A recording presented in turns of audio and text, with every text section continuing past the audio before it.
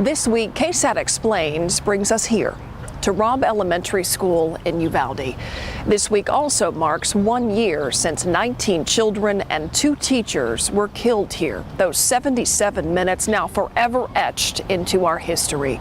But Robb Elementary has a long and significant history here in Uvalde, long before May 24th of 2022. That's what this week's KSAT Explains is all about.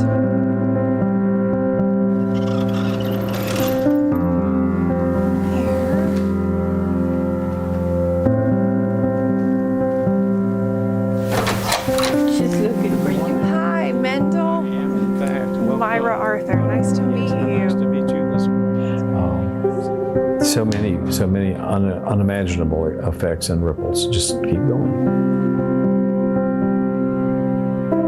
My name is Mendel D. Morgan Jr., and I'm Library Director of El Progreso Memorial Library in Uvalde, Texas.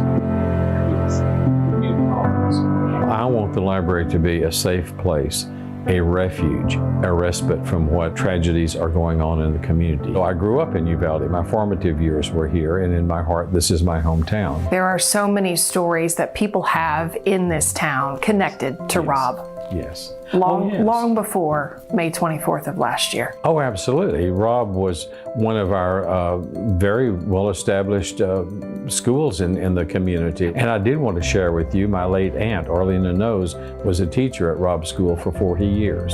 Really? Yes.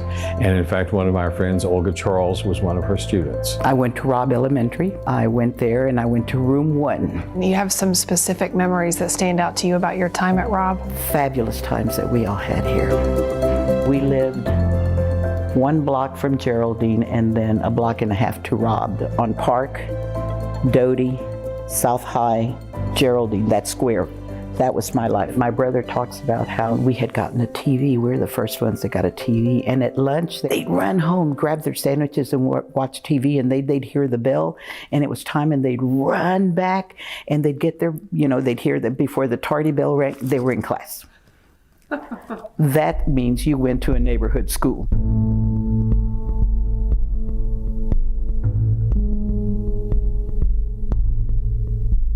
But when she was 11, the family moved to Uvalde, and she was among the first students to graduate from high school here in 1891. There were 3 students in the graduating class in 1891. And when she was president of El Progreso Club in 1926, she was the one who went to the city to make the first request for funding for the library for the operating budget. There was a contest at the time that the school was being built as to for whom it should be named. And one of my late friends, a classmate of mine, proposed her name because he had been actually tutored by her after she had retired.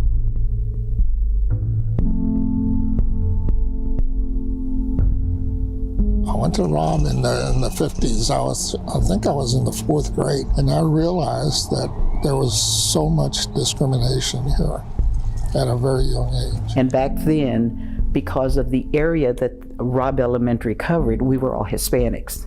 The teachers back then were mostly white. They punished us for speaking Spanish. I was about 23, 24 years old.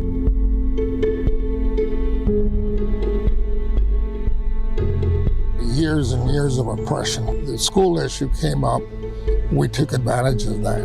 And so the walkout did not start for any other reason. The timing was right. My senior year was the walkout. And at that point, my father says, "You're not walking out," and I didn't walk out. But my best friend was out there walking, and I did not know why. I did not understand.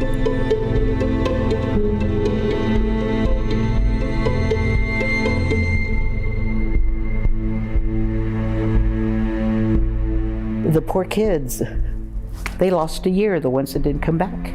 The students are the ones that paid the price. We did a lot of good. We had a lot of students that did voter registration.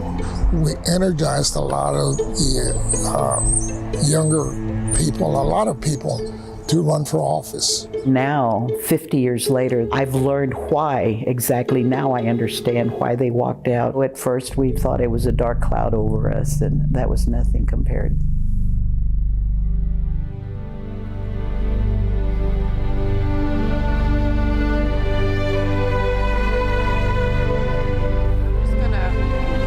Behind you with my phone. We have received, I guess, thousands of cards and letters. We've received quilts. We have received crosses. We have received paintings, drawings, artwork. That's beautiful. Well, everyone is trying so hard to do something meaningful. How do you hope this library can play a role in telling the story of what happened on May 24th? We know that research will be done on this tragedy for many years to come. We will be able to professionally identify all the objects that have come to us. People are still coming from everywhere who want to come and be in the community to offer their support and to see what happened here.